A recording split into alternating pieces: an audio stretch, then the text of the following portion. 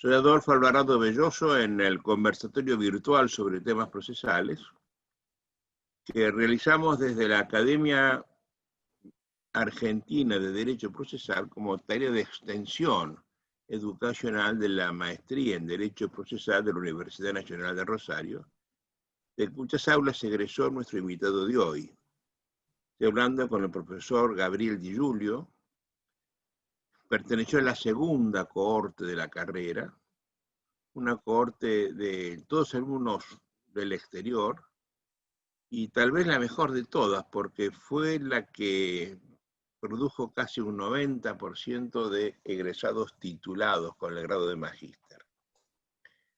Gabriel fue magíster en el año 2002, y unos años después se doctoró en Derecho por la misma universidad. Estuvo presente en todos nuestros encuentros, en todas nuestras reuniones. Es profesor titular de la asignatura Derecho Procesal General, la civil y penal, en la universidad, en la Facultad de Derecho de la Universidad del Centro de la provincia de Buenos Aires, que yo me titulo con enorme honra haber sido uno de sus gestores, gracias a lo cual tuve la honra, la distinción de ser designado por sus autoridades doctor honoris causa. Y lo nombro porque en ocasión de hacer eso, quien realizó la laudatio fue Gabriel Di Giulio. Hizo un discurso realmente emotivo. Son esos regalos al alma que un hombre viejo recibe y los guarda para toda la vida, ¿no? En ese agradecimiento está mi amistad, mi afecto por Gabriel. Y además el sentimiento de acompañarlo en las cosas que hace. Y entre las cosas importantes que acaba de hacer, está en este momento que estoy conversando con él, está en el Senado de la Nación, su designación como juez federal de la Ciudad de Azul, designación que lleva ya mucho tiempo esperando y que esperamos se concrete en los próximos días. Mi querido Gabriel, nada me gustaría más que acompañarte ese día, el día que asumas el juzgado federal. No sé si la pandemia me lo va a permitir, pero desde acá, y hasta tanto ocurra eso, te recibo con todo afecto, como siempre, con mi recuerdo agradecido por ese hermosísimo panegírico inusitado que hiciste en ocasión del regalo que me hicieron. Y te convoco hoy porque sos experto en hablar filosóficamente de temas que otros no lo hacen. Y el tema que he propuesto para hoy es imparcialidad y objetividad. Y lo hago porque en estos encuentros ya varias veces hemos hablado de imparcialidad. Es un problema que a mí me preocupa desde hace muchos años. ¿Cómo se es imparcial dentro de la neutralidad que se espera de un juez? Pero hace años que también, al tiempo que escucho que los jueces deben ser imparciales, escucho prácticamente de la escuela cordobesa que los fiscales deben ser imparciales. En los últimos años, mediación mediante estoy escuchando que los mediadores deben ser imparciales. Me parece que el concepto se expande muchísimo. No sé si esto es así. Y te he escuchado hablar a vos de diferencias de imparcialidad y objetividad. Me parece que no son lo mismo y tal vez no quepa hablar de fiscales imparciales, pero de fiscales objetivos. Para mí el tema es absolutamente nuevo. Esto no se estudiaba cuando yo era estudiante y en los últimos años tampoco en la Facultad de Derecho. Así que te pido que conversemos sobre el tema, me des tu opinión al respecto y que empieces conversándome de qué hablamos cuando hablamos de imparcialidad. Porque después te voy a preguntar de qué hablamos cuando hablamos de objetividad. Mi querido Gabriel, bienvenido, un fuerte abrazo, te escucho con toda atención. Muchas gracias, Adolfo. El honrado siempre soy yo, poder estar junto a su enseñanza permanente que no deja de sorprendernos con esas agudas ideas que muchas veces requieren de parte de nuestra, que somos los que estamos en este desarrollo y camino del aprendizaje, requieren de tiempo y madurez. Algunas ideas no se entienden tan fácil, en especial cuando las ideas implican de construir algunos preconceptos que uno trae o que vienen mal formados. Entonces, esta es la maravilla de poder seguirlo en todo este trayecto, que no sea un acto aislado. Esto es la verdadera docencia, ¿no? Es una docencia con una relación maestro-alumno. Quería destacar esto porque me parece muy significativo lo que implica recorrer un mismo camino, estar en una misma sintonía. Dicho esto, ¿de qué hablamos cuando hablamos de imparcialidad? Probablemente no estemos hablando del mismo fenómeno, o quizás muy difícilmente estemos hablando exactamente de lo mismo. Y este problema deriva particularmente de 3 factores. El primer factor, si cuando hablamos de imparcialidad tenemos una nítida distinción y noción entre las funciones de investigar y la función de juzgar. Porque si no partimos de una nítida diferenciación de estas dos funciones, y en especial de la implicancia que puede tener la intención de confundir ambas actividades en un mismo sujeto, nunca vamos a poder compartir el concepto o la misma noción de imparcialidad. Por eso que otrora era imposible o muy difícil que se pudiera discutir en profundidad qué es la imparcialidad y qué diferencias tiene con la objetividad si partíamos de una noción que identificaba la función jurisdiccional con la función investigativa. Eso por una parte. El segundo factor es un factor estrictamente ideológico. El primero era más sistémico, tiene que ver con los sistemas procesales. El segundo es más ideológico. ¿Cuáles son los roles de los jueces? ¿Cuáles son las actividades de los jueces y las incumbencias probatorias o las restricciones en esas incumbencias probatorias? ¿Por qué? Porque allí se puede postular, y valga la paradoja, una imparcialidad restrictiva de la labor judicial o una imparcialidad empoderadora de la labor jurisdiccional. Y ¿Qué es nosotros eso? podemos... Bueno, esto último tiene que ver con la noción que le asigna la imparcialidad el carácter de regla epistemológica para buscar la verdad.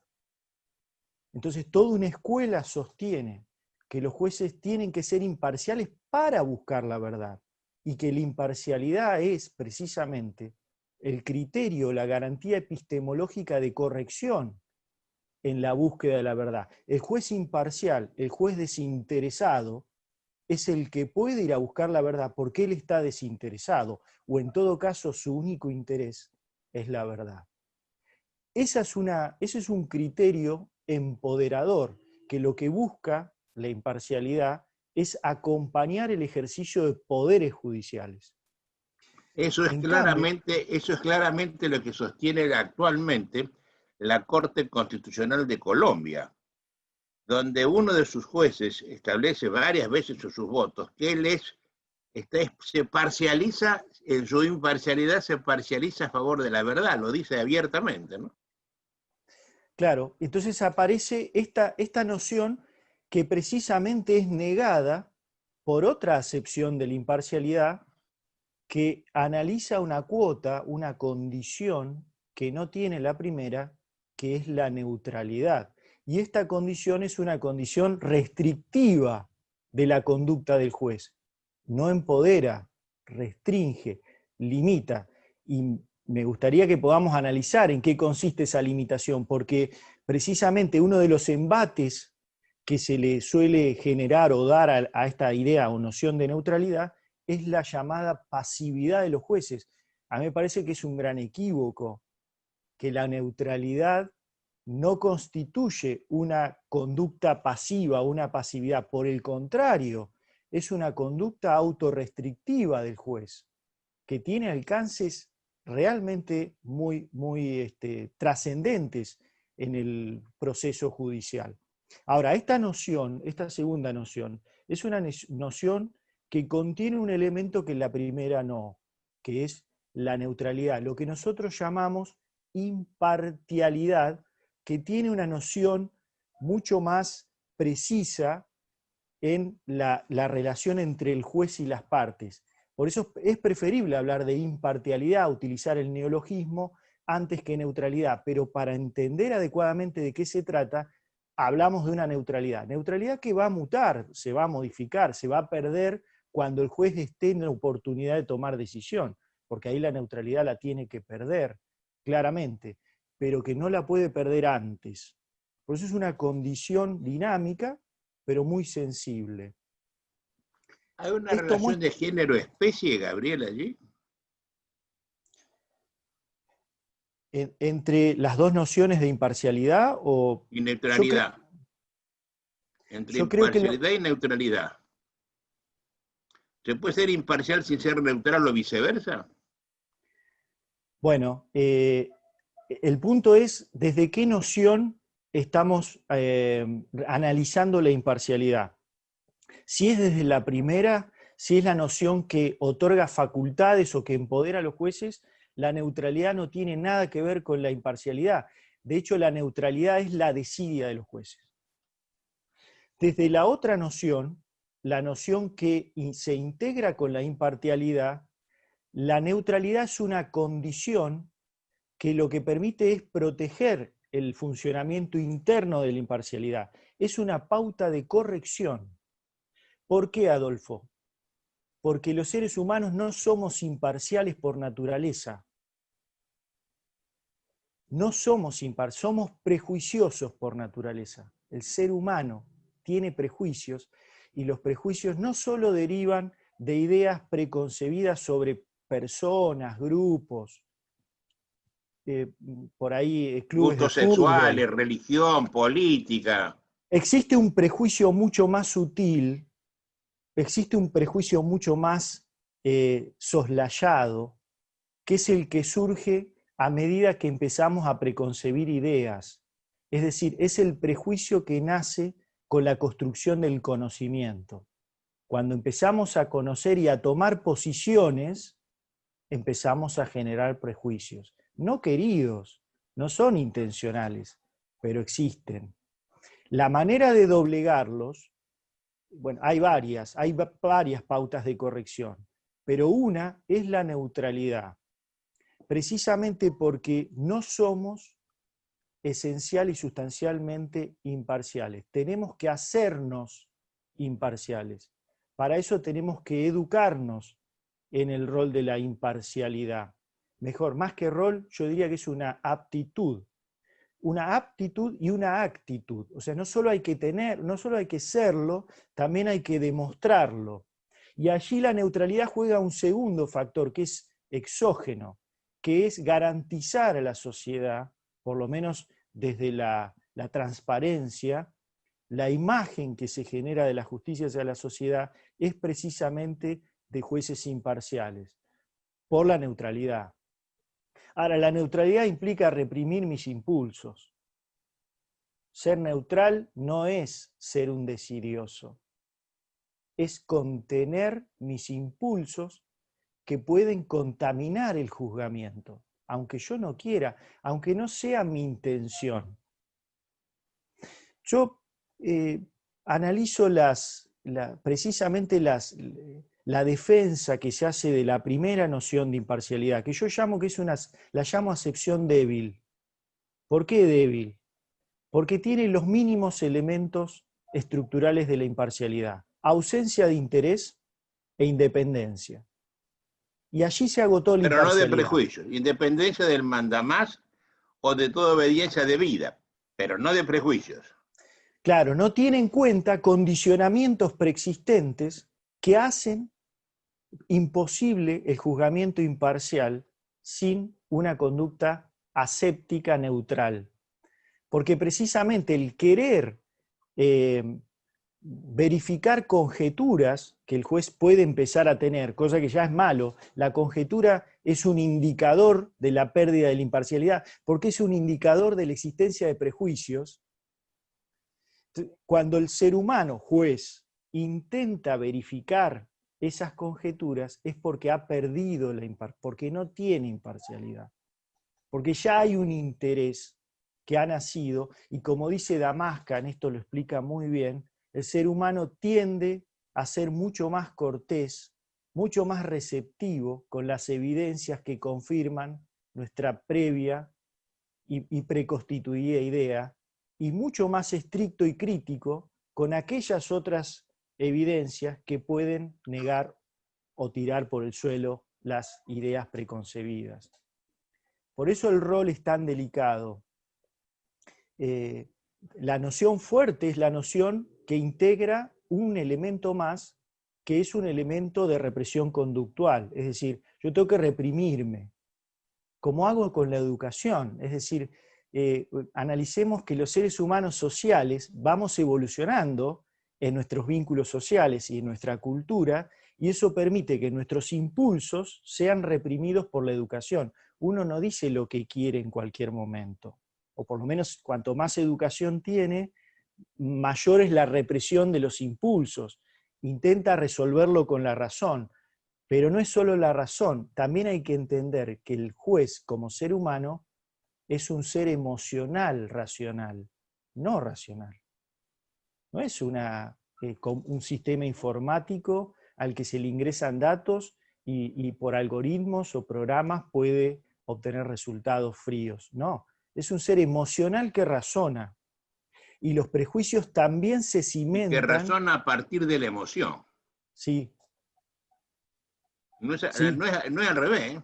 sí, sí, Razona claro, después de la emoción, ¿eh? claro. Hay estudios que indican que las respuestas son previamente emocionales antes que racionales. Ahora, al margen de esto, lo cierto es que es indiscutible que la imparcialidad se relaciona con un sujeto emocional que razona. Y los prejuicios también se cimentan en la emoción. Entonces, acá aparece claramente. Oye, Gabrielito, yo eso que me estás diciendo lo tengo muy asumido desde hace mucho tiempo, ¿no? Yo he sido juez del sistema oral 4 años de mi vida. Y he visto que en la mitad de una audiencia de prueba, larga, y tiene muchos testigos, peritos, confesiones, etc., el juez empieza a preguntar a partir de una conjetura propia, que ya la tiene formada con la primera camada de la prueba, falta toda la segunda. Pero en lugar de escuchar esa segunda camada, 3 o 4 testigos más, empieza a dirigir con sus preguntas, respuestas, conforme a su propia conjetura lograda con las primeras testimoniales. Eso hace, y vos me has escuchado muchas veces decir esto, que todos somos prejuiciosos porque al decir de Ortega somos nosotros y nuestras circunstancias.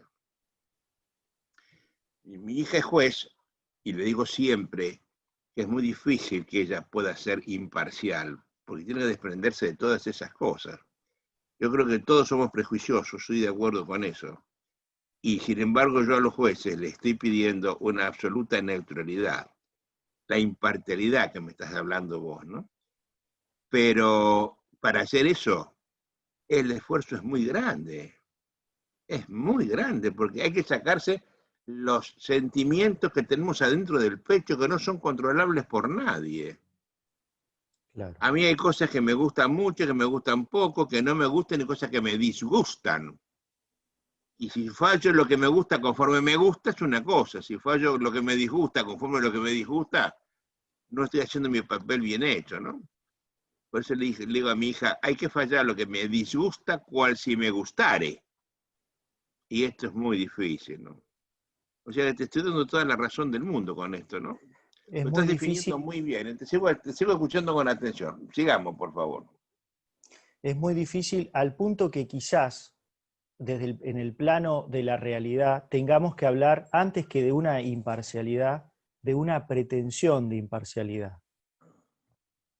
La imparcialidad sí la podemos analizar y definir desde el plano ideal, y yo entiendo que la imparcialidad es una meta porque sí que está relacionada con el desarrollo dinámico de las culturas, es decir, un ser humano mucho más civilizado tiene, para él, la imparcialidad con neutralidad es mucho más factible que un ser humano primitivo en sociedades incipientes, precisamente porque el nivel de educación y de interrelación social tiene que respetar ciertos estándares para que sea posible. Por caso, en sociedades con muchísima desigualdad social, donde el plafón de los conflictos ya es un plafón de una absoluta situación diferenciada, de discriminación en muchos casos, torna muy difícil la neutralidad en el plano práctico. Y esto es una realidad. Pero esto no significa que uno desconozca el concepto, la noción y la implicancia que tiene. Lo que ocurre es que el mundo tiene que cambiar en todo su contexto para que la imparcialidad también pueda ser una realidad. Quiero decir, la imparcialidad no es la solución de los procesos judiciales, precisamente es un karma para los jueces, que llevan a cuestas. ¿Por qué? Porque es un limitante muy, muy fuerte a nuestra propia naturaleza, que es una naturaleza claramente prejuiciosa. Hay pautas de corrección que el juez tendría que poder trabajar. A mí me gusta distinguir la hipótesis de una conjetura, porque no es lo mismo. Los seres humanos vamos a tener hipótesis, vamos a abrir un expediente, a leer una demanda, y es imposible que no asociemos alguna idea. Es decir, que pretendamos una neutralidad a tal punto que implique, como diría Nagel, un punto desde ningún lugar. Es decir, no estar conectado absolutamente con nada. Es la inconsciencia absoluta. Esto no es posible. Ahora, la hipótesis, como que algo resulte posible, no es una conjetura, porque la conjetura ya es un juicio. La conjetura implica un juicio que indica que determinada cuestión puede haber sucedido porque es probable que pueda haber sucedido. E incluso puede haber algún respaldo. Cuando hay conjetura, hay prevención. El concepto de castizo de la imparcialidad es muy bueno. La ausencia de designio anticipado o de prevención que en favor o en contra de alguien o de algo que permite juzgar con rectitud. ¿Qué es la ausencia de prevención? Es no tener conjeturas. Si el juez conjetura, está reñido a su imparcialidad. Y si el juez encima no solo conjetura, actúa, es decir, es parcial, bueno, la imagen, lo que está reflejando, lo que está proyectando, es que no puede sostener esa imparcialidad. Y esto lo ha Oye, es dicho la impecable Corte. el pensamiento, ¿eh? Te felicito, es impecable el pensamiento. Pero además a mí me hace ver que la imparcialidad así concebida es un prius para el juez, que debe ser mantenido hasta el posterius, que Claro, debe ser todo el camino del proceso tiene que tenerlo eso, pero desde antes. Él claro, no puede conjeturar hasta el momento de la sentencia, que recién va a ser el descubrimiento de lo que está pasando. Para claro. eso es un esfuerzo muy grande, ¿no? Muy grande. Muy grande, pero existen algunas pautas que podrían ayudar para que, por supuesto que hay un ejercicio que tiene que hacer el propio juez para sí mismo. Por ejemplo, preguntarse, en este caso, ¿estoy dispuesto a aceptar como posible cada una de las hipótesis de las partes? A priori. Porque si la respuesta es que no, yo no voy a poder juzgar con imparcialidad, porque ya tengo una conjetura y estoy predispuesto sobre una de las líneas del posicionamiento inicial. Esa pregunta es un ejercicio interesante como pauta de prevención contra la imparcialidad, pero además permite relacionar al sujeto que va a valorar con los objetos que se van a valorar. Esto en cuanto a la imparcialidad, por eso es muy caro y la noción o la acepción fuerte de la imparcialidad, porque es una acepción que a su vez exige mucho más del juez. Primero, tomar conciencia de qué implica la imparcialidad. La noción débil de la imparcialidad se asocia mucho más fácil a otro fenómeno, que es la objetividad. Y que paradójicamente el ser humano es naturalmente objetivo, a diferencia de la imparcialidad. El ser humano tiene innato la pretensión de objetividad. Por eso la ciencia, por eso el afán del conocimiento, el afán de saber, es un motor de la civilización, la objetividad, que ha permitido que nos preguntemos, ha permitido la filosofía, ha permitido las ciencias. Entonces, esto sí, pero no tiene que ver con una aptitud o cualidad de juzgamiento de conductas cuya consecuencia no es descubrir un hecho histórico, es adjudicarle a un ser humano consecuencias jurídicas, obligaciones de dar, de hacer o de no hacer, o la imposición de penas restrictivas de derechos, por caso de la libertad. No estamos hablando de historiadores, biólogos. El fenómeno jurídico interfiere en ociología y axiología. Lo axiológico tiene un peso una dimensión tan trascendente, que eso lo torna incomparable con otras áreas del saber científico. Pero aún yo me permito hacerme esta pregunta para quienes sostienen que la imparcialidad desde la noción débil es compatible, es sustentable, y es más, sostienen además que la imparcialidad es un criterio epistemológico de corrección en la búsqueda de la verdad.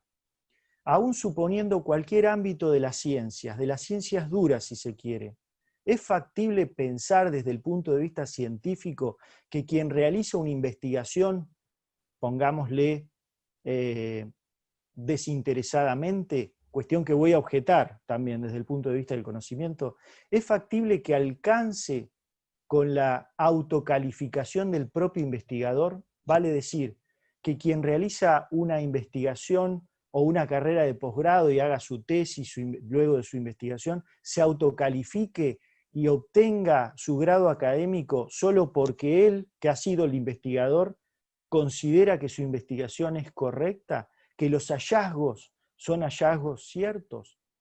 No existe ningún criterio científico, ningún modelo científico que autorice, que valide como criterio de verdad, ahora de justificación, antes que problema de la verdad como criterio de verdad, que valide la posibilidad de que el propio investigador defina la verdad de sus enunciados.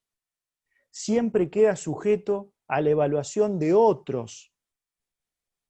Ese otro, que estoy haciendo una suerte de cotejo inadecuado, pero que lo traigo a colación porque es un argumento que se utiliza desde la noción débil, ese otro no tiene que haber estado involucrado en la investigación. Imaginemos un tribunal evaluador en cualquier ámbito de la ciencia que hubiera estado involucrado en la propia investigación. ¿Qué sostendríamos de esa cuestión? Bueno, sostendríamos que está inhabilitado, precisamente porque es un criterio científico el que señala que el investigador no puede validar su investigación, aunque sea un juez. Por tanto, si sostuviésemos la posibilidad adecuada de que los jueces investiguen, tendría que haber un juez del juez, es decir, un sujeto ajeno al investigador que pueda juzgar. En definitiva, la noción que distingue las tareas de investigar y juzgar es trascendente porque señala la imposibilidad o la incompatibilidad de fusionar ambas actividades en una misma persona. Oye, yo quiero recordarte que nosotros, a mitad del siglo pasado, desde el comienzo del siglo XX, supimos diferenciar el juicio penal en una investigación, en un juez de investigador, juez de instrucción y un juez de sentencia. Se copió el sistema francés. El juez investigador en los delitos de mayor enjundia nunca sentenció. Es exactamente lo que vos me estás diciendo. El validador de la instrucción era un juez de sentencia que no había participado de lo más mínimo para ella. Con los años, eso se desconoció. Se desconoció porque se inventó la justicia correccional, los delitos de menor entidad, y se puso que el juez de instrucción fuera al mismo tiempo el juez sentenciador. Igual en las faltas.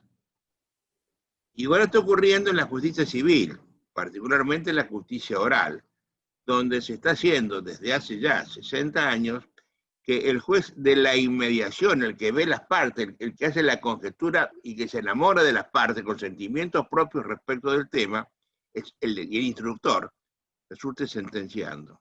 Pero además sin control, porque en todo, absolutamente en contra de lo que dicen los pactos internacionales, las sentencias de estos tribunales son impugnadas por vía de casación, donde no se puede discutir la cuestión de hecho aceptada por el tribunal o por el juez de primera instancia, ¿no? Yo te recuerdo que tu compañero de corte, Manuel González Castro, su tesis doctoral fue esa, el recurso de casación argentino no es el recurso idóneo, entre comillas, del Pacto de San José de Costa Rica. Es decir, eso que estamos diciendo, en la Argentina se supo sin saberlo.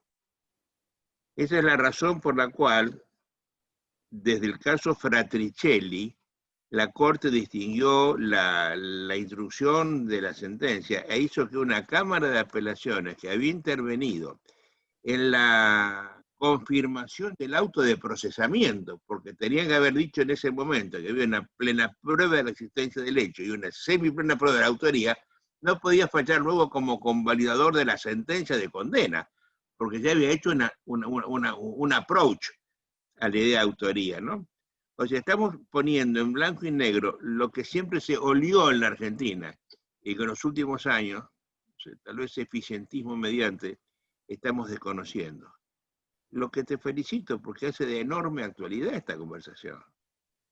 Estás poniendo lo que estamos esperando que alguien lo ponga acá, ¿no? Sigamos, por favor. Bueno, un avance, siguiendo con su referencia a un presidente de la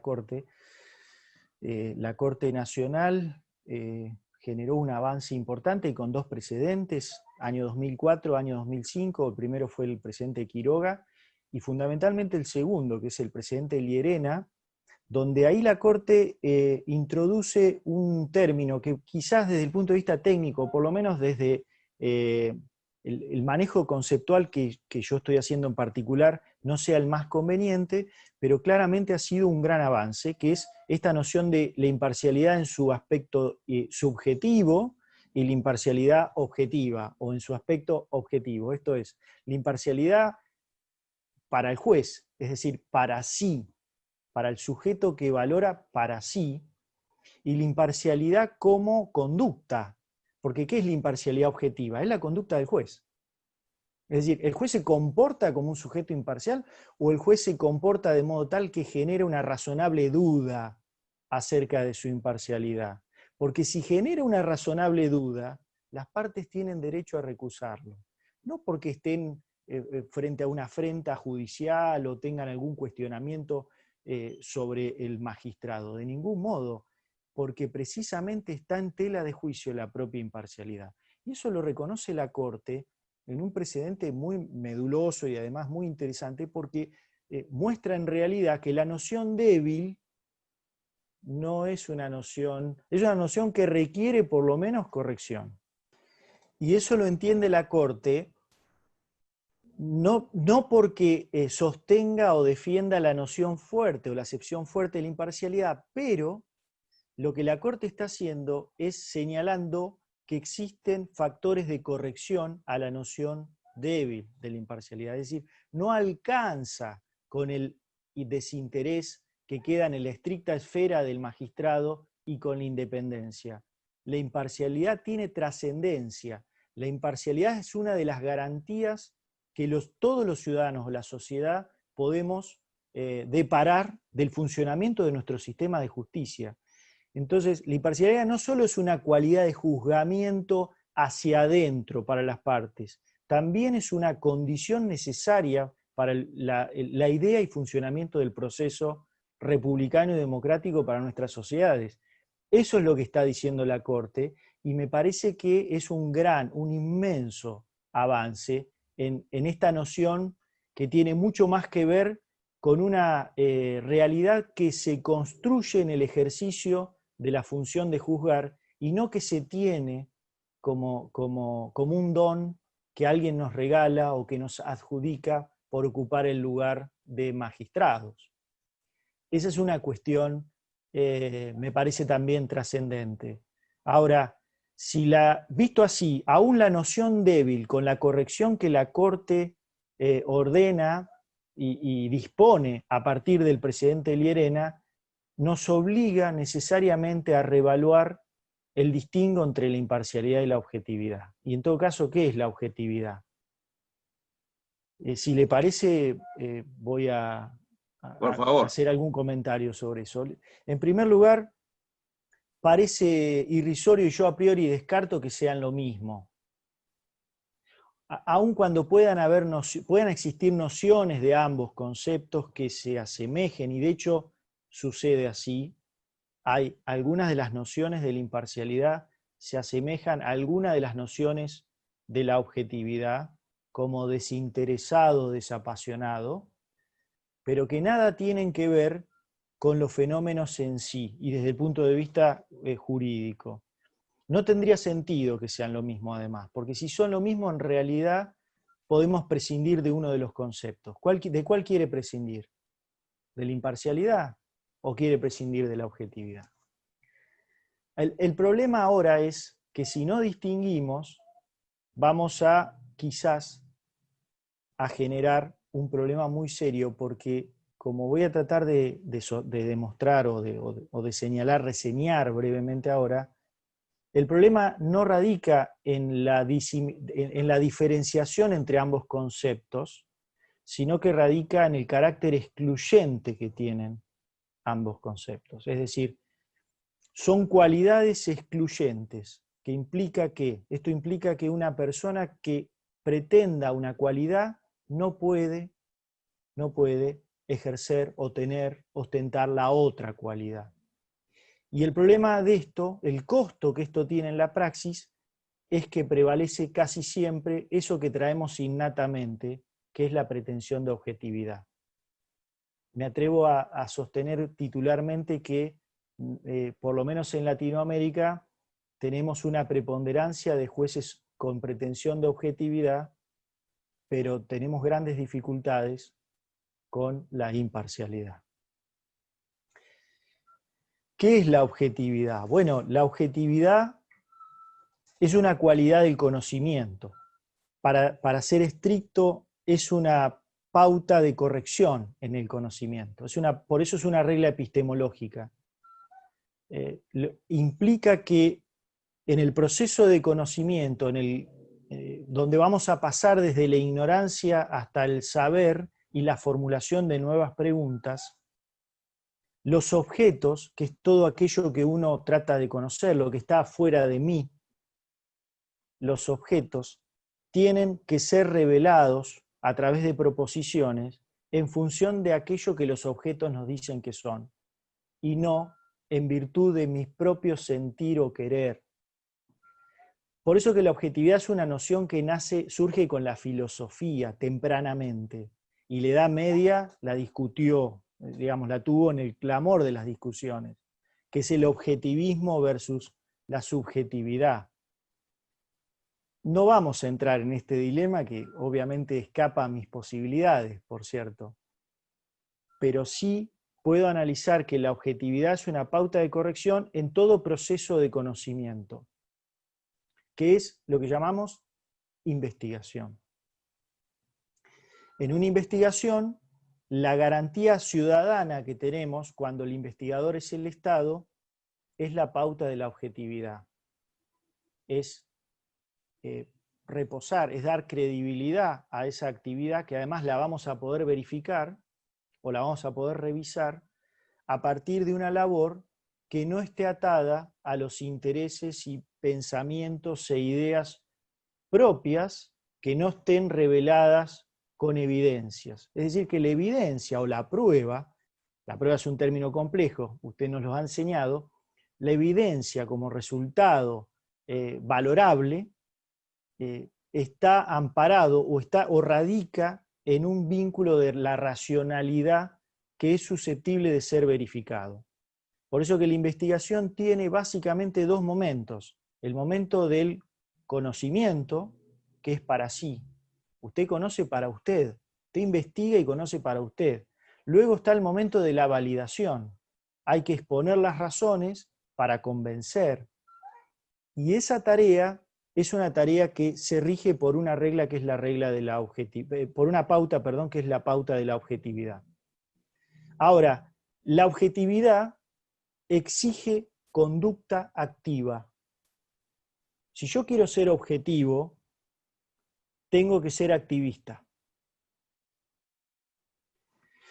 Tengo que ser activista porque aquí la pasividad para la búsqueda o la reconstrucción de los hechos, o para conocer, tiene que ser o tiene que relacionarse con una conducta o una actividad proactiva. No se puede ser objetivo desde la neutralidad. Para ser objetivo hay que ser activista. Por eso que los fiscales, que son quienes tienen la función de investigación a su cargo, tienen que ser proactivos. No pueden ser neutrales. Esto no significa que sean o que actúen de modo irracional. Por eso está la pauta o criterio epistemológico, que es la objetividad, que también los encorseta, que también los delimita su obrar, pero desde otra dimensión, que es la nociológica. No es la política o la axiológica como la imparcialidad. Ahora, hay que ser proactivo incluso sobre aquellas hipótesis que no coincidan con las que abriga inicialmente quien investiga, porque eso lo exige la objetividad. La objetividad es una pauta epistemológica y por tanto es de la ciencia. Dicen que nuestros jueces tienen que ser objetivos. Bueno, si son objetivos, esto significaría, bien entendido, que los jueces tienen que salir a buscar y a conformar conocimiento, porque es la única forma que se puede satisfacer la objetividad. Yo no me puedo quedar con la información que me brindan si pretendo objetividad. Tengo que salir a buscarla. Y salir a buscarla implica que no hay imparcialidad, implica la necesidad de prevenir. Porque una cuestión que no se puede desconocer y que se tiene que analizar es cuál es la relación que la investigación produce con el investigador. No quiero ir al principio de incertidumbre de la mecánica cuántica, no quiero llegar a ese extremo, pero sí plantear una relación que el conocimiento despierta en el investigador. Quien investiga y desarrolla una tarea empieza a conformar un interés por esa investigación, por ese conocimiento. Lo que no significa que no esté dispuesto a reconocer sus errores. De hecho, la objetividad le obliga a hacerlo. Y por eso es una pauta, un criterio de corrección en materia de investigación. Pero lo cierto es que la condición de investigador nos impide juzgar acerca de la situación que estamos investigando, porque nos transforma. Yo recuerdo la literatura de mediados del siglo XX, por lo menos de la mano de Alfredo Vélez Mariconde, que nadie puede negar su influencia en el procesalismo penal. Alfredo Vélez Mariconde, siguiendo la literatura italiana, Vincenzo Mancini, por ejemplo, señalaba y defendía esta idea de que el fiscal no es parte procesal. No es parte, porque Mancini ya había dicho que pensar en una parte imparcial es un contrasentido. Carneluti decía es como reducir un círculo a un cuadrado. Claro, el presupuesto de esta proposición radica en este concepto: el Ministerio Público Fiscal es imparcial. Y yo entiendo humildemente que es A ver, cuando yo estudié procesal penal en 1960, la definición correcta en el examen era: el fiscal es la parte imparcial del proceso penal. Si uno no decía eso, no aprobaba la materia, ¿no? Entonces, la parte imparcial, ¿cómo es eso? No, nada. claro. Una Bueno, hay un negación por trabajo, el adjetivo, una contradictio in termine sí, era eso, ¿no? claro, claro. Hay un trabajo de Werner Goldschmidt, no de James, sino de Werner Goldschmidt, sobre este concepto. Es un trabajo que se publicó en 1955, donde él sostiene es esto que usted está diciendo, que incluso por excelencia es la parte imparcial. El punto es que, ¿qué entendemos por parte? Es decir, ¿cuál es la delimitación del concepto de parte, por un lado, y cuál es la delimitación del concepto de imparcialidad? Imparcial no puede ser el fiscal, desde la acepción fuerte sin dudas, no puede serlo. Pero además tampoco puede serlo desde la noción débil, porque quien formula una imputación o quien acusa nunca puede ser imparcial, porque ya tomó partido, porque está sosteniendo una conjetura, y no la está sosteniendo por amor a la reconstrucción de la verdad, la está sosteniendo para que a un ser humano, al otro ser humano, se le adjudiquen consecuencias disvaliosas para sí, le apliquen una pena privativa de libertad. De modo que ahí no hay posibilidad de imparcialidad. Lo que sí conduce o sí caracteriza la función o debería caracterizar el rol del fiscal o la actividad de investigación y de acusación, luego la actividad requirente, llamémosle, que es la consecuencia posible, una de las consecuencias posibles de una investigación es la actividad requirente, cuando esto conduce a la formación de un proceso penal. Bueno, en ese caso, el único criterio o pauta que somete la racionalidad del funcionamiento y la ética, yo diría también, del funcionamiento del órgano requirente, si es del Estado, es la objetividad. Incluso el fiscal, usted tendrá que ir más allá de sus propias conjeturas, si advierte que estaban equivocadas. Ese es su rol. Y su rol lo puede cumplir, porque usted no va a juzgar, porque usted va a acusar en todo caso, o va a ejercer la función requirente. Usted no va a juzgar, no tiene el peso de la imparcialidad. El dilema radica en esto. Si nosotros queremos que los jueces sean objetivos e imparciales, o van a ser objetivos y por ende no imparciales, o van a ser imparciales y por ende no serán objetivos. Hay que excluir de la función jurisdiccional a la objetividad. Ya has logrado disociar perfectamente, ¿no? Las ideas de objetividad e imparcialidad en la función jurisdiccional.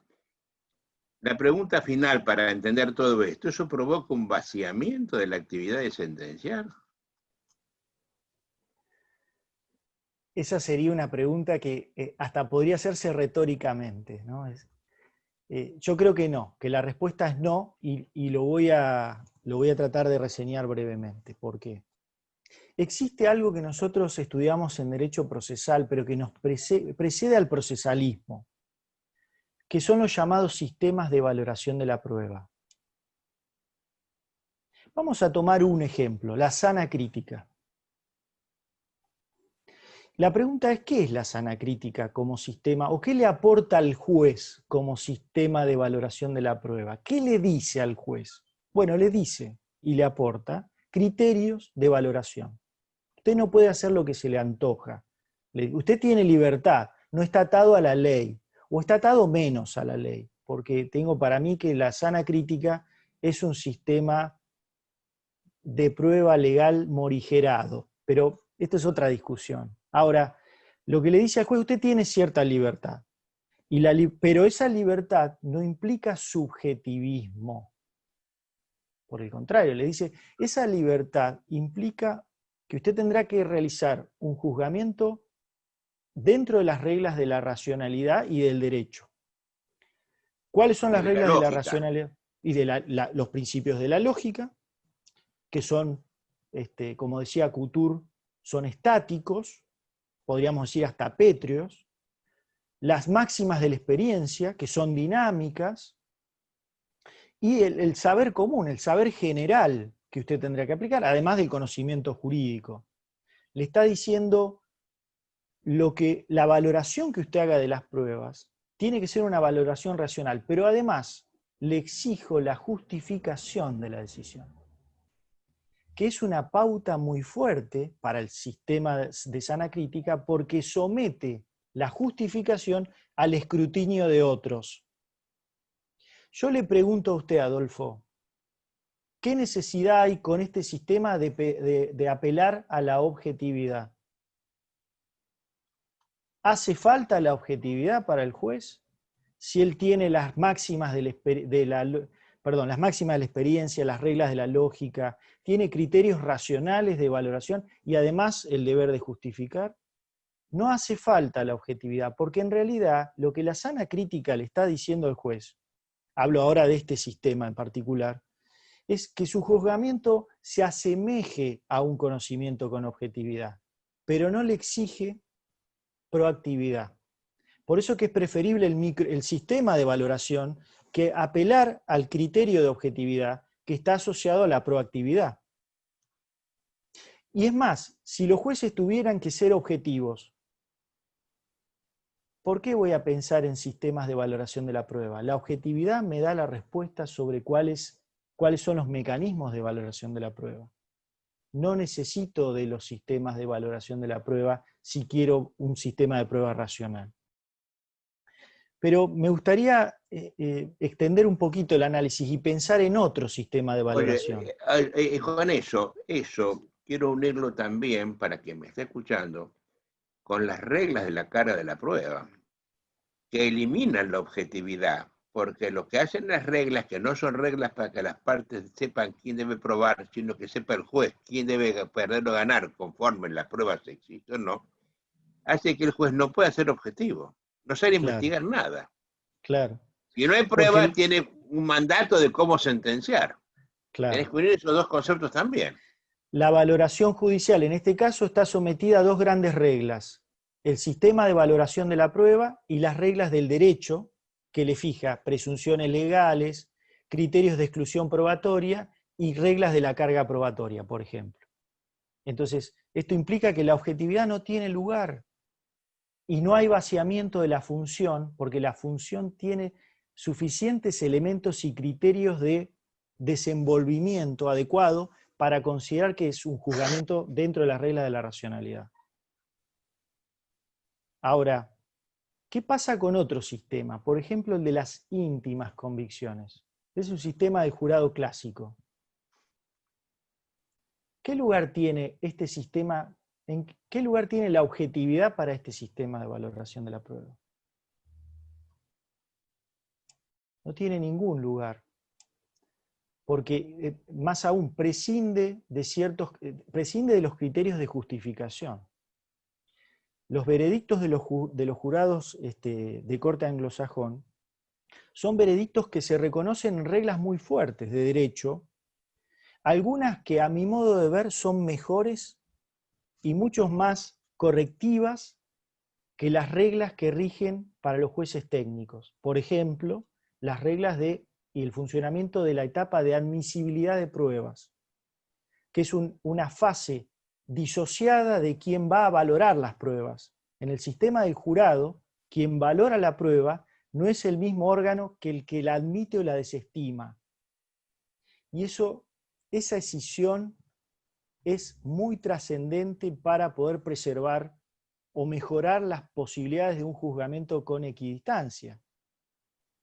Nuestros sistemas de corte continental europeo han seguido la línea o la idea de diferir siempre con criterios de admisibilidad muy amplios y dejar a la valoración de la prueba el análisis acerca de la cuantificación y la cualificación de la información que resulta de la prueba.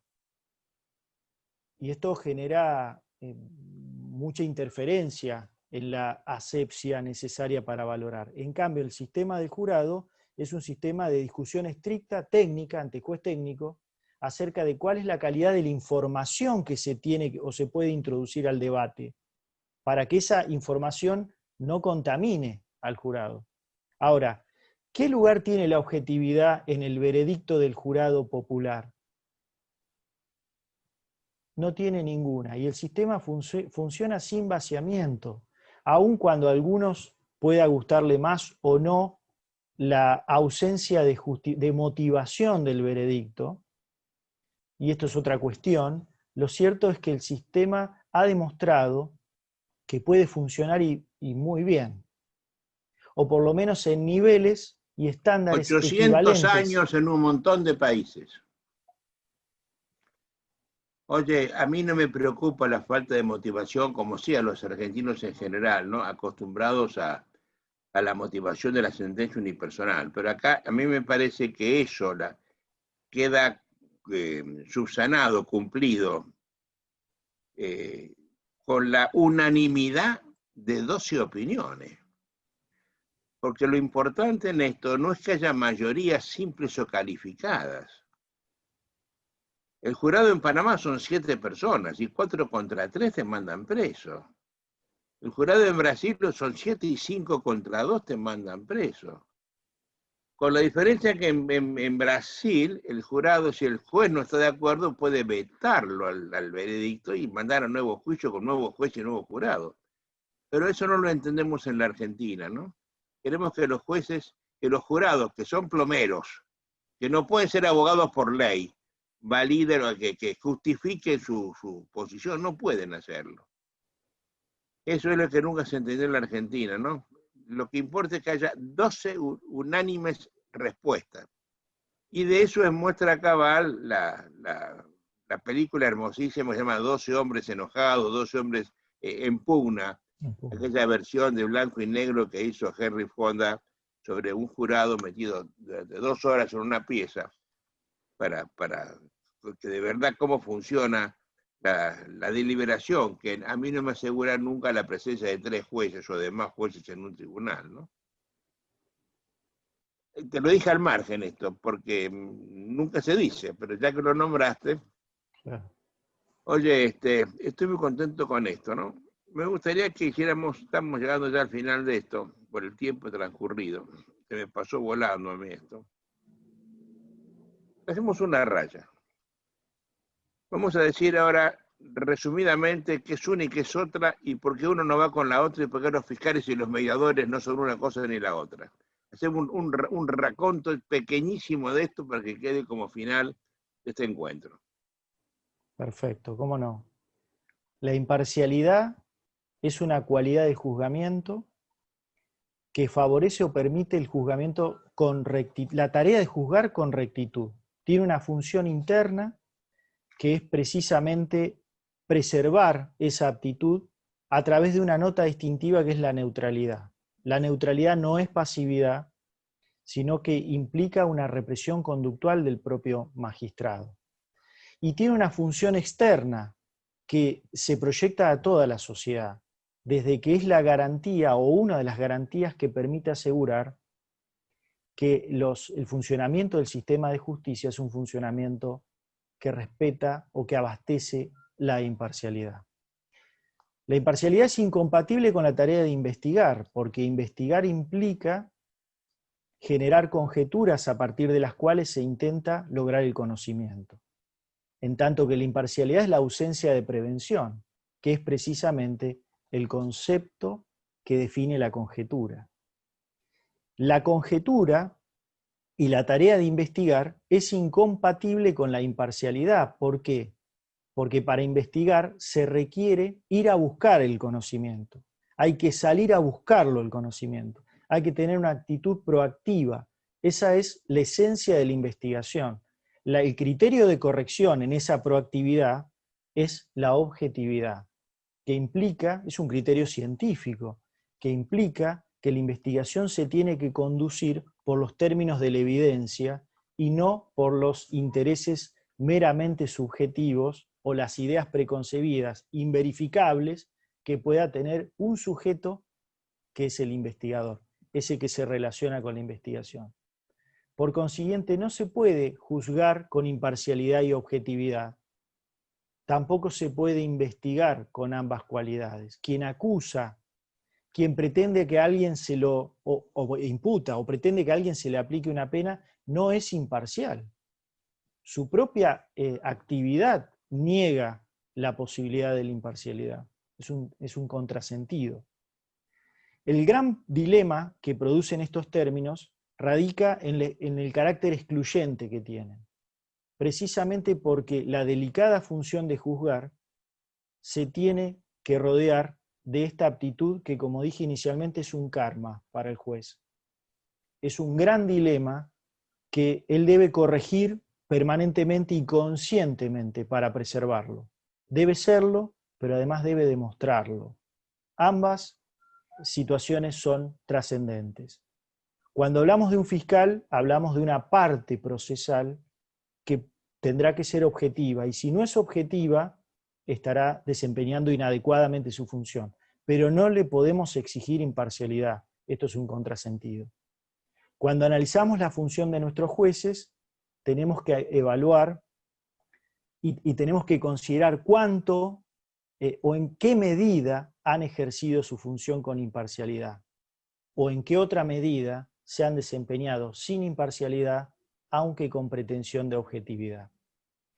Esto último no es malo, pero niega la condición de los jueces, niega la función que desarrollan los jueces, lo que exigiría, en todo caso, para corregir este defecto, es colocarles, asignarles a los jueces investigadores terceros jueces que no estén relacionados con la tarea de investigación. Esto es un sinsentido, lo que demuestra que precisamente la función jurisdiccional no es la de investigar, sino la de juzgar. Los mediadores, en el marco dentro de las distintas variables de la autocomposición, cumplen un rol que se suele asociar a un rol de neutralidad. Y está bien en este caso la neutralidad. Significa no tomar partido inicialmente, ni por uno ni por otro.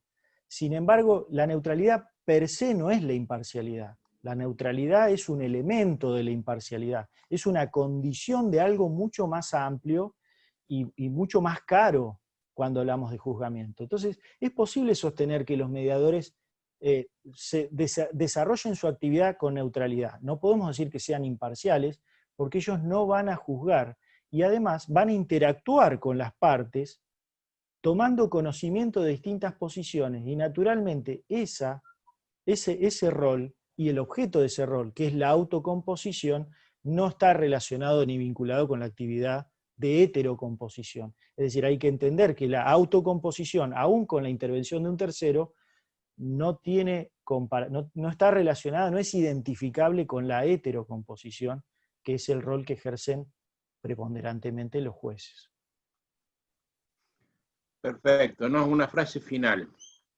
En esta enorme grieta que hay en América Latina entre activistas, jueces activistas y jueces garantistas, ¿podrías decir que los jueces activistas trabajan con objetividad y los jueces garantistas con imparcialidad?